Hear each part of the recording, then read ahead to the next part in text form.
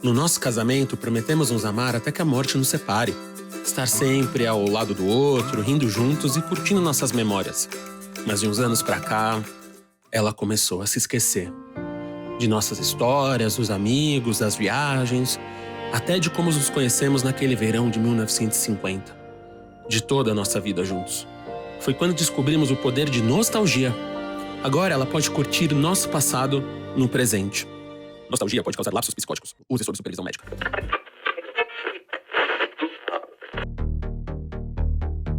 Olá, eu sou MM Isidoro. Eu sou Alexandre Maron. E seja bem-vindo a mais um episódio de Watchmen, o podcast oficial da série original da HBO.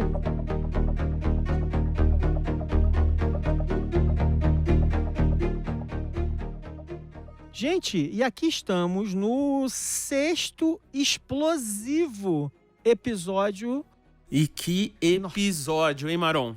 Olha só, tem uma coisa engraçada, porque eu me sinto até mal, às vezes, que as pessoas podem não acreditar. Assim, quem não conhece minha coleção de história em quadrinhos, livros e tal, pode até achar que eu não gosto tanto assim de Watchmen, entendeu? Então, assim, a cada episódio a gente vem aqui e fala assim, nossa, essa semana e tal. E, cara, pelo menos até aqui no 6º episódio, não sei o que vem pela frente, foi um crescendo, né?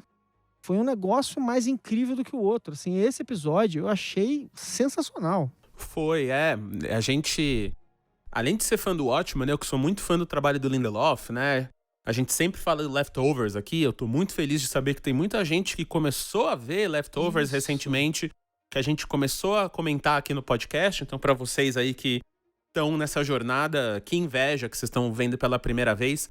Nossa. Mas dá pra ver o DNA muito forte do Leftovers nesses 2 últimos episódios, tanto no episódio 5 quanto no episódio 6, né?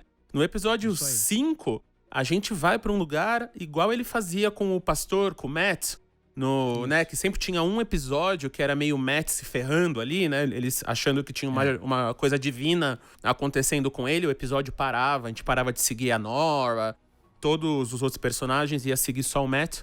E aqui é igual, né? A gente vai ver o Looking Glass. E aí agora, nesse 6º episódio, pra mim, um dos melhores usos de flashback da história das séries. Assim, a maneira que eles fazem, o que eles fazem, é muito incrível. E principalmente porque aqui ele leva o rolê do remix às últimas consequências, porque ele faz quase um retcon, né? Vamos falar assim. Olha, eu vou falar o seguinte pra você.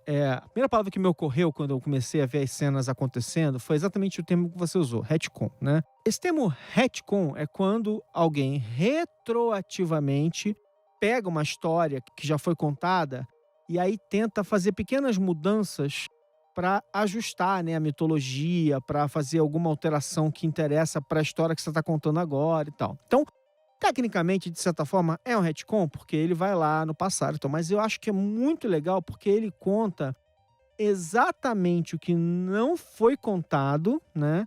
E ele explica quaisquer coisas ali que pudessem ter ficado meio ambíguas, né? Uhum. Mas, de qualquer maneira, né? Acho que na própria minissérie ficou ambíguo, né? Esse é um personagem que nunca tinha sido definido e que especulava-se, principalmente o Hollis Mason, no livro dele, no livro fictício dele, que é a referência de um monte de coisa, ele especulava, ele achava que a identidade do Hooded Justice era a daquele homem do circo lá, aquele homem forte do circo e tal, que é o que eles usam, inclusive, no American Hero Story. Mas eu acho muito fascinante a maneira como eles fizeram um retcon, mas não é um retcon de verdade, porque eles não estão mudando realmente a história. Mas eu acho que vai ser bem polêmica essa recontagem, hein? Exato, concordo, porque esse é o episódio que ele faz aquilo que muita gente que tava com medo da série quando a série foi anunciada, que era uma readaptação do Watchmen. Esse episódio é um episódio que o Lindelof realmente faz isso. Só que ele faz de uma maneira tão bem feita, de uma maneira justo, acho que no único lugar que ele poderia fazer, como você falou, que é esse lugar do personagem que é um personagem muito importante, um personagem pivotal para a história inteira, mas só que é um personagem que nunca foi explorado. Então é um personagem que deu origem a tudo, só que ele nunca teve a história dele contada. Diferente de todos os outros personagens que é principalmente os personagens clássicos, né? Os personagens do Minuteman, que foi explorado nos conteúdos extras que estavam em cada edição da minissérie. Os livros depois, a própria DC explorou de outras maneiras e tal. Então ele foi pro lugar certinho, que é isso. E aí já pra gente chegar no episódio em si, o próprio título do episódio, né? É uma referência à música de Emily Sandé, que é uma cantora britânica, que é uma filha de mãe inglesa e um pai zambianês. Então a música, ela fala de um legado, de autoestima, do entendimento. Então é bem esse lugar que a gente tá, porque é onde... É uma música linda que se perdeu, né? Porque passou em outros filmes que não fizeram sucesso. Então, passou em alguns lugares ali, muito... Foi uma música que foi usada, ela se perdeu, mas aí aqui volta, então, esse ser extraordinário, né? This Extraordinary Being, que é o nome do título e o nome da música. É muito bem colocado, porque a própria letra fala sobre legado, que é um tema da série, né? Você vê a True falando isso sobre o legado de sangue. Você tem o John King Jr., muitos filhos e os netos de pessoas famosas aqui, né? Isso. Então a série vai muito pra esse lugar. Tem uma coisa que eu acho muito legal, né? A gente falou dessa história da evocação de Krypton, né? No primeiro episódio. Naquele momento ali, eu ainda não tinha visto. Depois eu vi uma entrevista do Lindelof em que ele realmente cita como Krypton mesmo. Ele é a referência dele. Assim, óbvio, mas enfim. É sempre bom ouvir o cara falar que é aquilo mesmo, né? Porque afinal de contas é uma referência também bíblica, né? Digamos assim. Então a gente tá falando de Krypton. E aí, quando isso acontece, é legal porque ele fecha o ciclo. E assim... Não é que esse cara é mais ou menos importante ou medianamente importante. Ele é o super-homem desse universo. Ele é o cara que deu origem à ideia de super-heróis mascarados, né? A ideia de, justiceiros mascarados nesse universo. Ele é a pedra fundamental de tudo, né? E eu acho que é isso aí que torna a série muito bem amarrada tematicamente, né? Quer dizer, ela sabe exatamente o que ela quer fazer desde o primeiro momento. Eu acho que a gente está aqui interagindo com a galera no Twitter a cada episódio e muita gente fica especulando assim, ele vai deixar tudo para lá, não vai responder nada. Eu acho que o episódio 5, na semana passada, e o de hoje, o 6, eles são episódios que mostram bem que ele está disposto a ir respondendo questões importantes. Claro que elas sempre abrem novas perguntas, né? E a gente começa a realmente entender o que está acontecendo ali. Quer dizer, realmente entender não, né? Sai um monte de pergunta nova. Mas eu fiquei muito impressionado. Até essas coisas da referência mesmo. Então, já entrando aqui no episódio em si, a gente vai pra Nova York de 38, e uma das maneiras que ele mostra que a gente tá em 38 é jogando na nossa cara a referência que você falou do Super-Homem. Exatamente. Porque quando o Will, ele tá andando na rua, ele passa por uma banca e o jornaleiro ali, né, tem alguém lendo uma Action Comics 01. Isso. Então, que é a Action Comics número 1, que é literalmente o nascimento do Super-Homem. Então, é a primeira revistinha, foi lançada em abril de 38, que é a revistinha que é a história em quadrinhos, se você for um purista ou não, o lançamento do Super-Homem. Então, aqui ele joga na nossa cara. Então, tanto pra marcar o tempo, sim, estamos em Nova York em 38, e ao mesmo tempo pra falar, sabe aquela referência que a gente te mostrou desde o episódio 1?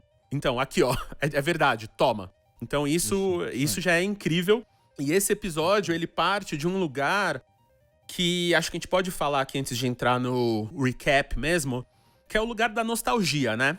Eu acho que a gente fala lá muito dos fãs, muito da nossa vida mesmo, né? A gente olha no meu tempo, a gente sempre fala, no meu tempo era melhor, ou no meu tempo não tinha isso. Não, ele usa e a frase, né, que eles usam pra isso é matadora, né? Ela tomou uma dose mortal de nostalgia. Exatamente. Então essa é uma frase que a Laurie, quando ela tá tentando trazer a Angela de volta, né? Ela fala pra Angela, tipo, cospe que você tomou uma dose letal de nostalgia.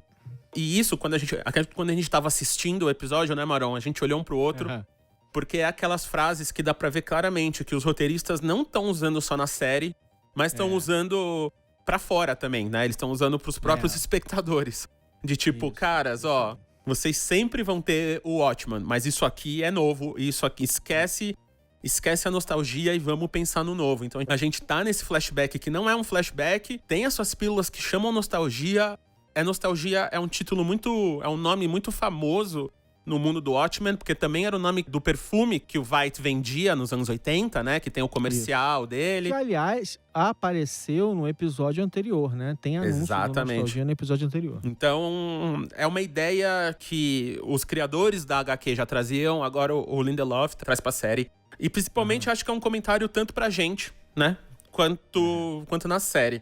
O Lindelof fala também numa entrevista pra Rolling Stone, né? Uma matéria grande da Rolling Stone e tal. Ele usa, e claro, foi bem antes, né, do episódio ser exibido, mas ele usa o termo, porque assim, tá na cabeça dele a ideia de que ele fala, nostalgia é tóxica, né? Essa adoração pelo passado como algo intocável, né? O mundo tá sempre andando pra frente, né? Uhum. Como diz o Emicida, né? O sentido da vida é pra frente, né? Então, exatamente. Então é muito legal esse tipo de sacada. Eu acho que esse comentário é muito claro. O Lindelof é um cara que sofre com isso. Sofrimento bom, né? Mas enfim, sofre com essas críticas desde sempre. Ele acabou lidando com mitologias muito fortes e ainda por cima teve que revisar uma mitologia, né? Que foi Star Trek e tal. Então acho bem legal ele pegar e fazer essa declaração ali, essa coisa bem forte, né? Logo no início do episódio. Exato. E aí a gente vai pra importância dessa pílula. Porque essa pílula, o Will já tinha mostrado pra Angela, né? Já tava desde o primeiro ou segundo episódio ali, e aí... No segundo episódio, quando ele brinca que ele é o Dr. Manhattan, e ele fala que ele é poderoso e tal, o momento que ele demonstra a fragilidade é quando ele fala, dá pra você pegar minhas pílulas, né? Então ali ele já cita as pílulas pela primeira vez. Aí quando o carro cai, só a pílula tá lá dentro. Aí a True, quando ela fala com a Angela ali em vietnamita, ela pergunta se ela tá com a pílula.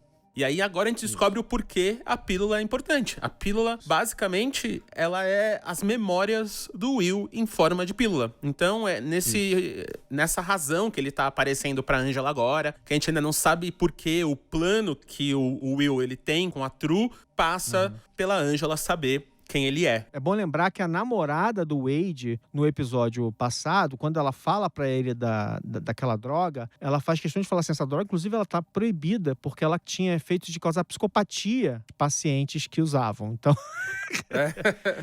tem ali um alerta, né? E aí a gente descobre o porquê. Porque quando a Angela toma a pílula, ela toma todas de uma vez só. Provavelmente não é a maneira correta, né? Porque todo mundo fica assustado, a Laurie fica ali. E aí a gente vai pras memórias. Então, tecnicamente, eu, como diretor, achei uma sacada incrível o uso do preto e branco e das cores e do piano e da memória e da Angela virar o Will e do Will virar a Angela e tal. Só que aí a gente vai pra 38, o Will entrando na polícia e dando um saltozinho aqui, é uma história de origem que a gente vê a história real de como o Will é nada mais, nada menos que o Hooded Justice. Exatamente. Então, como a gente tava falando desde o primeiro episódio, que a gente começou a perceber, né? Eles estão plantando que o Hooded Justice vai ser um personagem importante, porque no American Hero Story, todo o comercial do American Hero Story, nos ônibus, nos trailers, tudo, o Hooded Justice é o personagem que aparece. Então, tanto... E é bom lembrar... Fale. Bom lembrar que no episódio passado tinha uma cena entre ele e o Captain Metropolis transando, né? No programa lá de televisão. Sim, no American Hero Story. Uma cena assim que o Wade fica assustado. Ele olha para aquela cena e tal. Primeiro que o tempo todo se insinua que ele é branco. Não, se diz que ele é branco. Acho que era algo que eles tinham como uma verdade pronto. E ali tem aquela transa deles dois e tal. Então você vê como as coisas estão acontecendo ali. A história que foi contada e agora a gente vai ver o que realmente aconteceu. Então a história da transa, a história do Hooded Justice ter um caso com o Capitão Metrópolis, isso aí já vem da minissérie. Então nos livros, nos conteúdos extras da minissérie, tem uma alusão, né, ao Capitão Metrópolis e ao Hooded Justice tendo um caso. Então isso é canon, né? Isso aí é oficial da série. A grande sacada aqui, que acho que é o que a gente sempre fala, que é o que ele tá fazendo, que é quebrar as expectativas e quebrar principalmente as expectativas de imagens que a gente tem no nosso mundo, é que é um homem negro se pintando de branco. Então, Isso. Hoje, se você fizer ao contrário, né? É errado você fazer um blackface por todo o contexto histórico, Isso. né? Que vem desde os menestréis.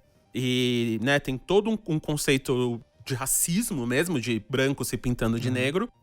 Só que nesse universo, pra ele ser aceito, pra ninguém encher o saco dele, pra ele fazer o que ele tem que fazer, que é ser simplesmente um policial e lutar contra o crime, já como policial negro ele não consegue, ele coloca uma máscara e se pinta de branco. Então essa cara branca, esse white face, já é o completo inverso do que a gente tem hoje. E aí é até uma questão, né? Será que isso também, em que lugar que entra isso? Será que isso é aceitável, não é?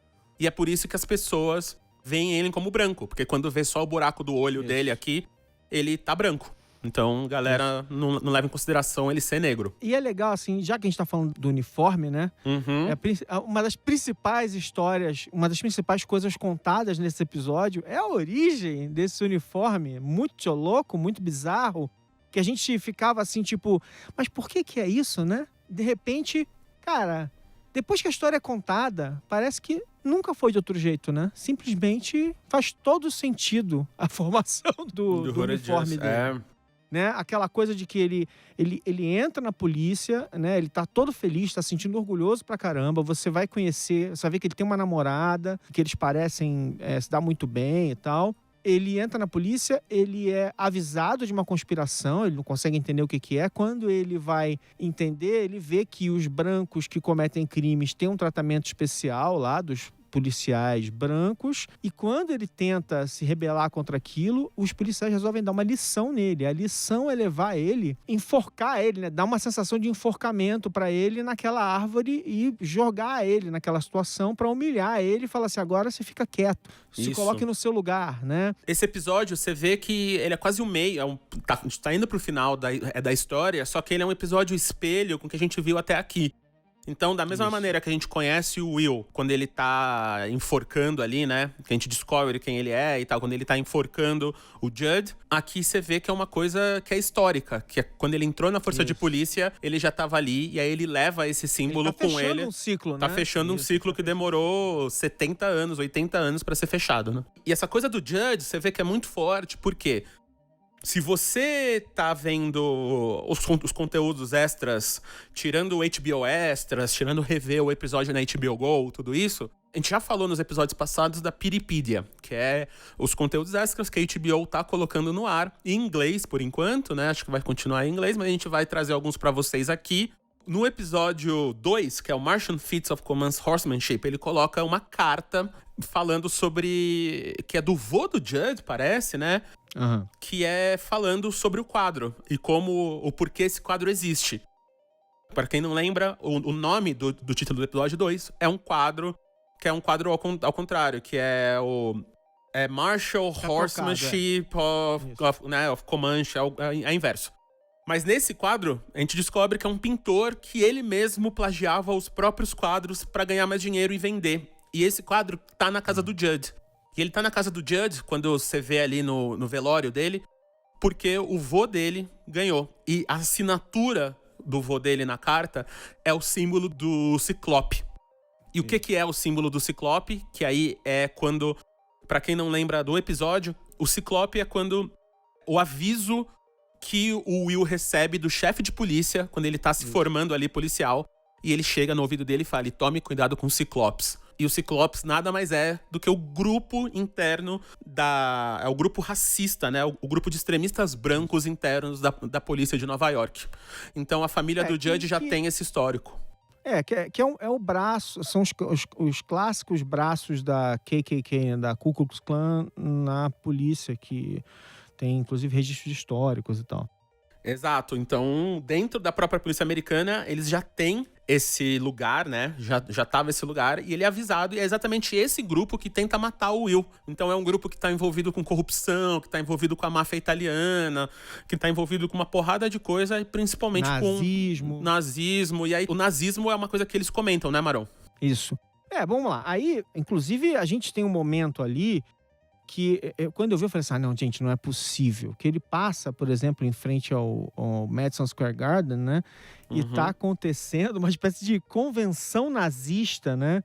E o mais bizarro disso é que aí eu fui pesquisar e aconteceu uma convenção desse tipo em 1939, no Madison Square Garden, com 20 mil pessoas. Tem foto disso, tá? Sim. Tipo assim, os caras botam George Washington cercado de suásticas nazistas, né?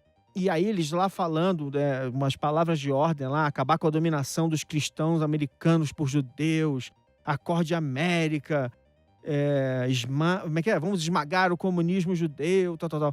Então, assim, é incrível, mas assim, isso aconteceu de verdade. 6 meses depois, mais ou menos, já estava acontecendo a invasão da Polônia, né?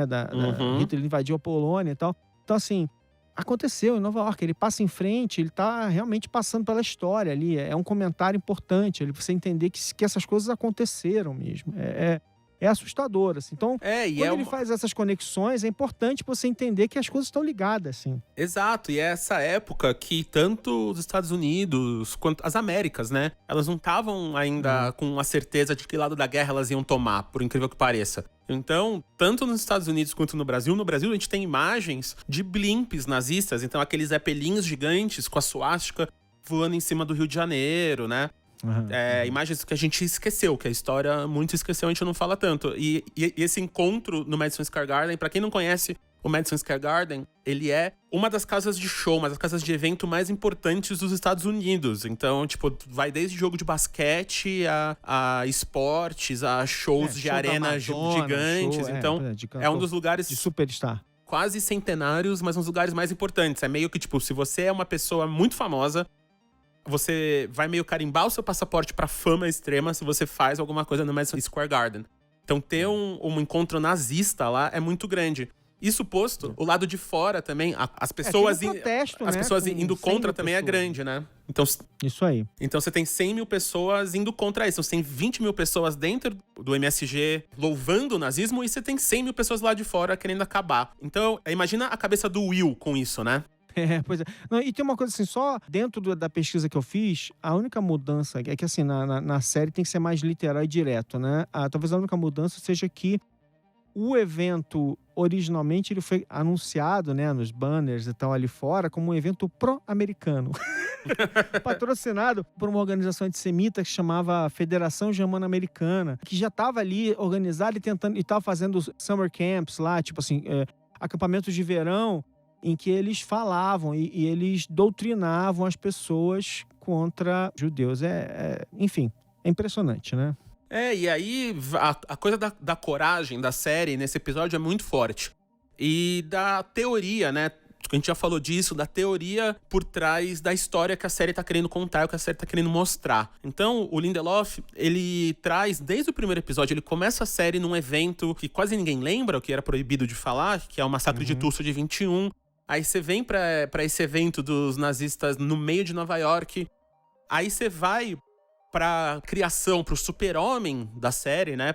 Pro ser que deu origem a todos os outros super-heróis e as histórias, os mascarados, a história que a gente tá contando, que é o Hooded Justice, ele ser um cara negro, um cara que é bissexual, um cara que é policial e que ele quer a justiça. Então, você pega a coragem de você contar essa história, ainda mais em dias polarizados como hoje, e como faz sentido e como é respeitoso pra todos os lados, né? De uma maneira, assim. E tem uma coisa bem interessante, né? Só fazendo um comentário também sobre referência e tom, né? Você vê que a origem dele, né? Quer dizer, é uma origem extremamente dramática, os tons, as cores, as sombras.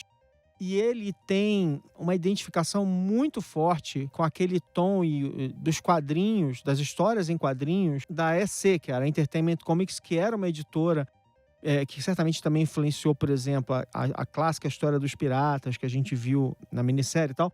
E a EC, ela foi uma editora super inovadora, ela tratou de temas desse tipo, terror, polícia, detetive e tal, não sei o quê, e ela foi massacrada durante o macartismo como uma editora que estivesse criando conteúdos que iam destruir a infância americana e tal.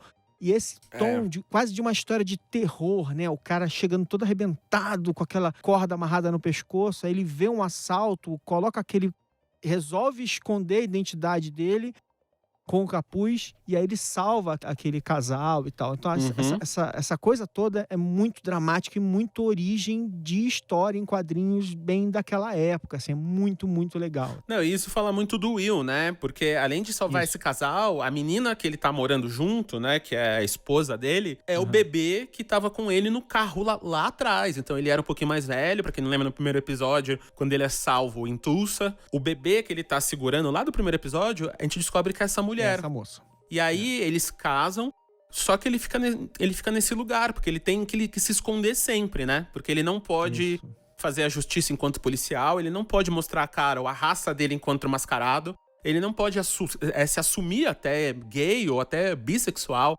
pra esposa. Nem pra mulher que ele mais confia no mundo, né? Exatamente, que cresceu com ele, que se salvou com ele. E aí você vê que isso é muito forte, porque ele se maqueia na frente dela e tal.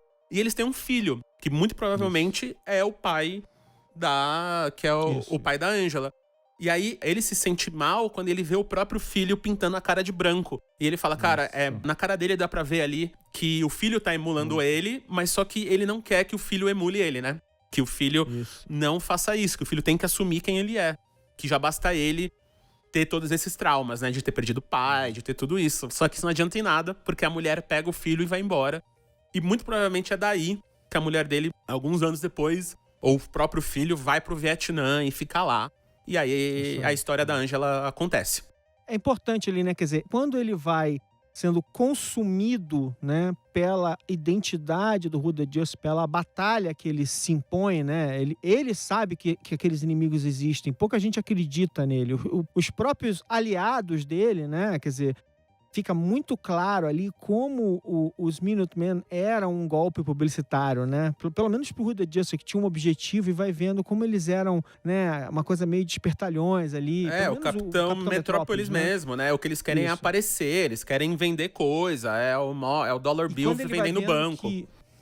E aí ele vai vendo que não tem espaço para que o que ele sabe que está acontecendo seja combatido do jeito que ele acha que tem que ser. E é muito forte esse negócio, quer dizer, ele vai perdendo a conexão com a mulher dele, com o filho dele, ao ponto de que ela, que confia nele, né, que eles têm um laço fortíssimo, e aí ela vai embora e deixa ele para trás e fica aquela coisa triste, né, daquela perda que ele só vai tentar remediar ou tentar, sei lá, reconstruir agora com a Angela de alguma maneira. E aí a gente vai, no fim da história do Will ali, quando ele já tá meio perdido, a gente fecha mais um espelhamento, né? Que é muito. O símbolo do espelho é muito forte na série toda, com o Looking Glass, com tudo isso, mas é o poder da narrativa e o poder do cinema. Porque no começo, a série começa, a primeira cena é o Will vendo o Bass Reeves, então até ele provavelmente tomou o nome, né? O Reeves do Bass Reeves. Isso. Que, lembrando mais uma vez, é um filme sobre o primeiro xerife negro ao oeste do Mississippi, né? Então é o primeiro xerife negro. É um personagem real. É um personagem real. Acontece uma confusão num cinema. Isso. E agora é de fora pra dentro, né? A confusão está acontecendo no cinema e ele volta para aquele mundo onde a história começou e tá tudo sendo destruído. E os próprios afro-americanos estão brigando entre si. Exato. Estão lutando. E ele fala, cara, mas por que as pessoas estão brigando entre si? E aí que ele começa a entender o que está acontecendo. A gente vai descobrindo aos poucos nesse episódio que eles estavam sendo manipulados e tal. Ele só vai fechar quebra-cabeça quando ele vai finalmente invadir a base dos nazistas, dos racistas, dos cíclopes, né? Então, quando ele segue as pistas, então, no começo da série, o lado de fora, onde estava tendo a guerra, o lado de dentro era o seguro, aqui é o contrário, né? Como o Marão falou, o cinema é onde está acontecendo a Barbie, e o lado de fora tá o seguro. Tem uma coisa muito importante que eles falam no diálogo, que mostra a essência de por que ele tá na polícia também, né? Vai lá e fala com eles, porque você fala a língua deles, né? Exato. Porque ele é negro e eles são negros e eles falam a língua um do outro. Então é uma coisa muito forte, assim, tem uma discussão muito forte ali nessa... E aí ele vai seguir o projetor até onde ele tem que ir. Aí tem o dono da loja lá, né? Tem todo esse subplot do dono da loja, que é um racista, neonazi, nazi. Neonazi não, né? Ele é um nazi. Um nazi original, né? Na época era um neonazi porque era novo, né? Era um neófito nazi. Eles estavam começando. Só que é também uma corruptela da origem, né? Do Hura Justice. Porque o Hura Justice, ele começa a inspirar as pessoas a partir de impedir esse crime. Só que ele como personagem, ele como Hura Justice é abraçado, mas ele como policial negro não é. Aí ele vai seguindo esse cara até que ele acha, né? Ele prende o cara, tem toda aquela história. E esse é o cara que mostra pra ele onde é que estão as coisas. E aí quando ele invade, ele descobre que esse grupo, os Cyclops, estão usando de manipulação mental. Então é o mesmerismo, que é um tipo de hipnose. E eles usam isso através, pra quem não sabe como o cinema funciona... hipnose teatral, né, que eles chamavam, né? É uma hipnose de grupos, né? Que você conseguia fazer um grupo enxergar uma ilusão. Então, tipo, pra quem não sabe como o cinema funciona, ou qualquer tipo de projeção, são 24 imagens, né? Ou 30, ou 60, ou depende de que formato você tá vendo, mas no cinema tradicional, são 24 imagens por segundo que passam em sequência. Então, essa imagem brilha na tela por 24 avos de segundo, sai, vai a segunda imagem, mais 24 avos de segundo, sai. Então fica piscando, e nosso olho vê isso, junta isso e forma um movimento. Nesse caso, eles estão usando esse flicker, né? Esse apagar, como se fosse um código Morse, pra manipular as pessoas. E aí, muito provavelmente, eles querem fazer isso como eles fizeram nesse cinema, pra acabar com uma raça inteira, né? Pra criar uma destruição.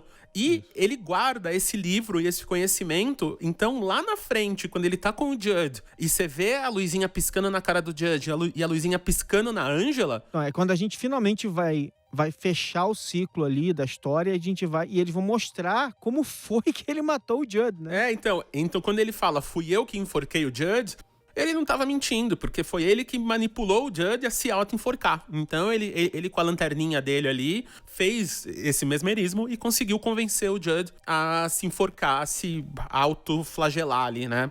A se suicidar, basicamente. E aí, até fica uma questão, será que ele fez isso na Angela em algum momento, né? A hora que a Angela chegou ali, o que será que ele conseguiu, que ele fez com ela? Nela, né? Porque ele pisca nela na hora que chega, então tem essa questão. Mas você vê que provavelmente é um poder que ele usou durante 80 anos nas pessoas.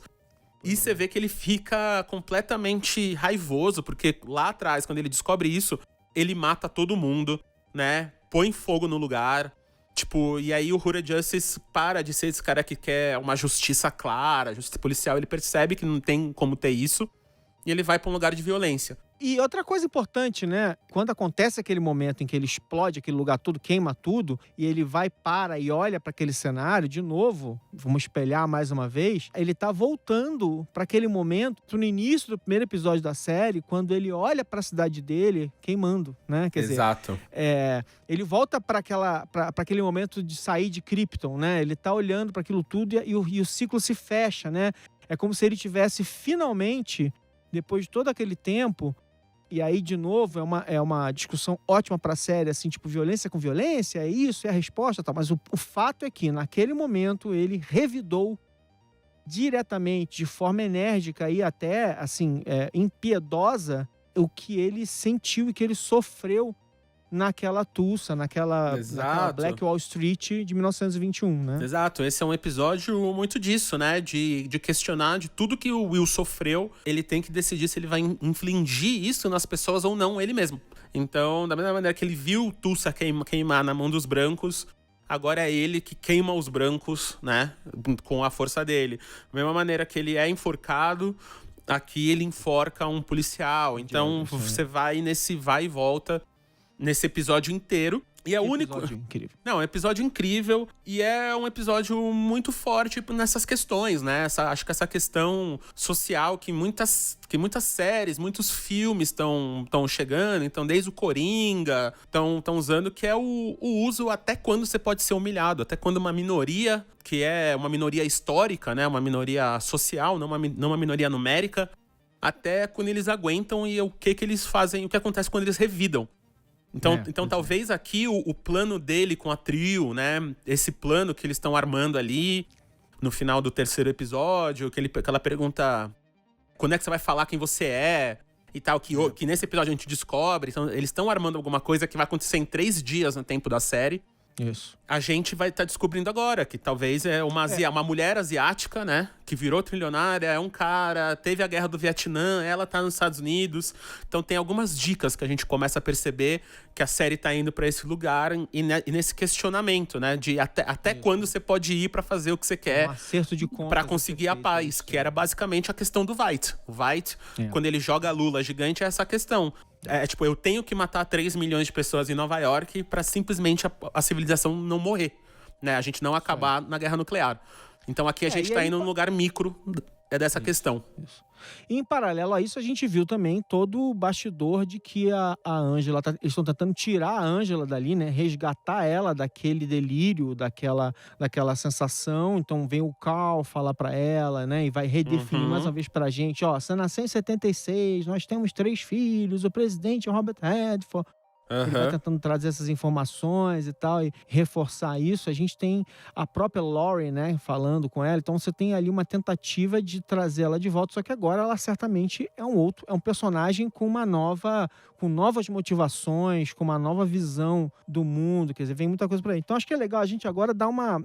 Já que esse é o 6º episódio, aconteceu muita coisa, a gente dá uma rememorada aqui para amarrar o final do episódio. Questões que estão, né, flutuando aqui, né? A primeira delas, porque esse episódio, por exemplo, não falou de mais ninguém, falou basicamente da situação dela. Então a gente viu no final do episódio passado que os 7K, né, a 7ª Cavalaria estava indo lá claramente atacar o Wade, né? Os caras chegando armados. Então, não sabemos ainda o que aconteceu. Provavelmente espero que saberemos no próximo episódio. Eu não consigo ainda imaginar exatamente quais são esses objetivos da Lady True e do Will. A gente tá aqui pensando, será que eles têm alguma conexão com o Adrian Veidt? Será que a gente vai ter o Adrian Veidt virando o herói da história, chegando e evitando alguma coisa?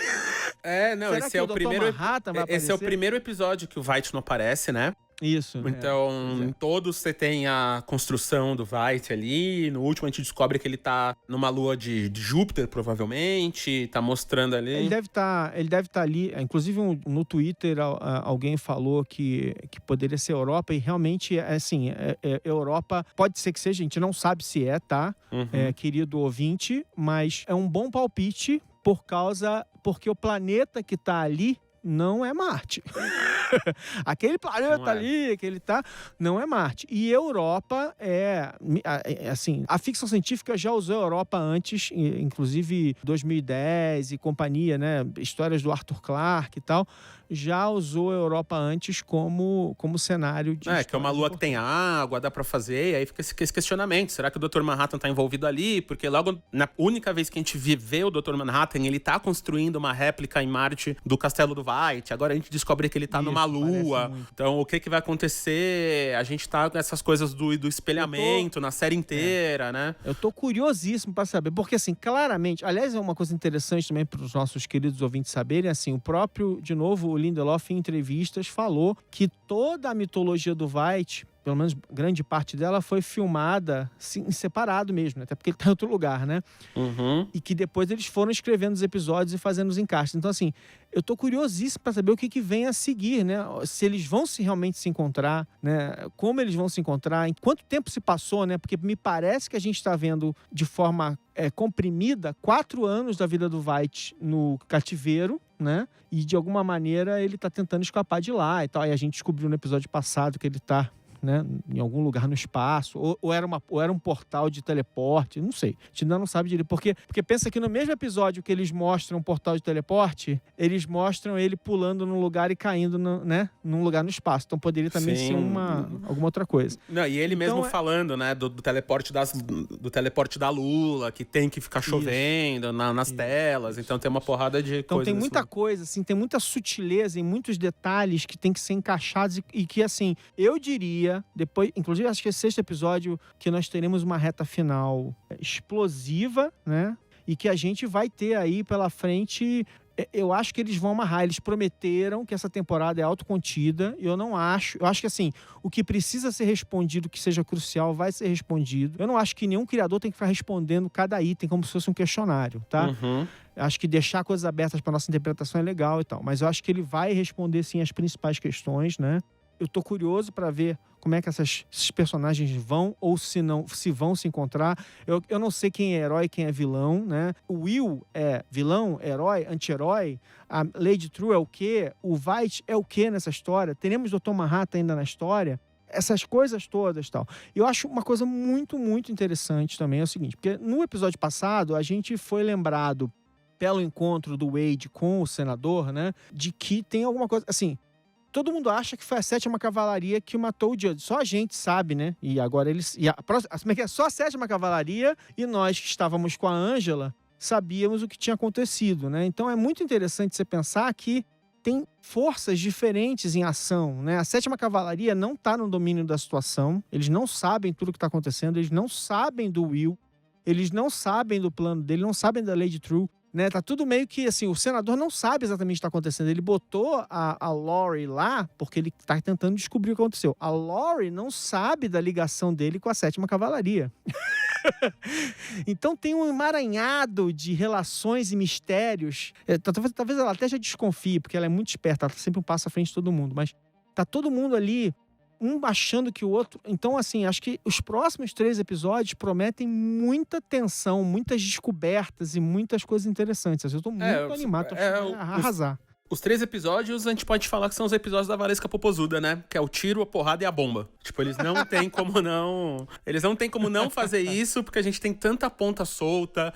Agora que a gente sabe toda a história do Hura Justice, a história da Angela, porque ele quer dar o manto pra ela, porque ela precisava saber disso, o que é a True, o que é o Millennium Clock, como é que o Veidt, ou por que o Veidt estava escrevendo Save Me, o Game Warden, o Dr. Manhattan, será que ele tá recebendo as ligações da Laurie? O que o Keen quer, porque eles estavam testando o portal, né? Então acho que igual esse episódio, ele respondeu muita coisa olhando pra trás. Agora ele tem que responder várias coisas olhando pra frente. Então, nos últimos 2 episódios foi criação de mitologia pura pra agora a gente complementar a história desse grupo, principalmente a história da Angela, da nossa heroína. E tem uma coisa muito interessante sobre o Adrian Veidt, né? Que parte da origem dele é que ele herdou uma fortuna e que ele se desfez da fortuna, né? Virou um andarilho, saiu pelo mundo e ele provou que ele era tão, tão genial que ele foi capaz de ficar rico novamente, né? Ele queria provar isso, né? Enfim, coisas, né, desses personagens malucos. A gente não sabe o que vai acontecer, ele tá ali parado naquele lugar, parece que ele queria uma coisa e agora quer outra. Ninguém sabe, por exemplo, se ele fez uma coisa parecida. Ele falou assim, não, eu vou ficar num lugar e eu vou escapar porque eu sou um gênio. A gente não sabe nem se ele realmente tá preso por uma terceira pessoa. De tão louco que esse cara é. Então, cara, eu tô assim, nossa, vem coisa por aí. Então é isso, são mais 3 episódios pra gente ter todas essas respostas. Se tiver mais meio episódio, que é igual esse 6º episódio, igual o 5º, já é uma das melhores séries do ano, pra fechar essa década aí no auge. Parabéns, HBO, Lindelof. A gente vai estar aqui com vocês todo fim de episódio no podcast oficial. Então, todo domingo, 11 da noite, o episódio tá na HBO. Acabou o episódio, corre aqui pro seu player de podcast favorito pra ouvir a gente. Se você perdeu no domingo, não tem problema, HBO Go, assiste uma primeira vez, ouve o podcast. Se quiser saber mais ainda, tem o HBO Extras, baixa no seu smartphone.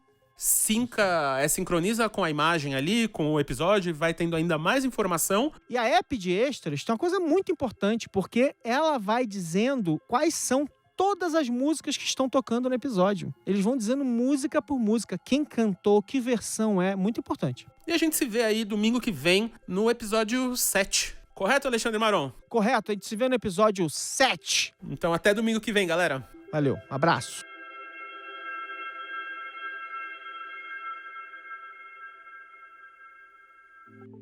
Você acabou de ouvir o podcast oficial da série original da HBO, Watchmen, escrito, dirigido e apresentado por Alexandre Maron e M.M. Isidoro, produzido por Guilherme Pinheiro, editado por Jéssica Correia e é uma produção da Ampere da HBO.